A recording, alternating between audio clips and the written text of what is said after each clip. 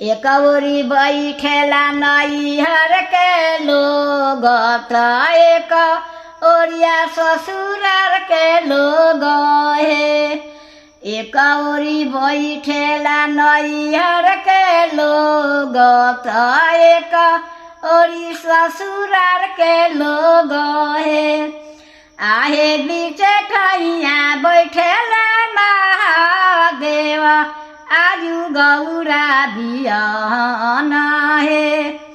आहे बीच ठैया बैठेला महादेव आजु गौरा बिहान हे।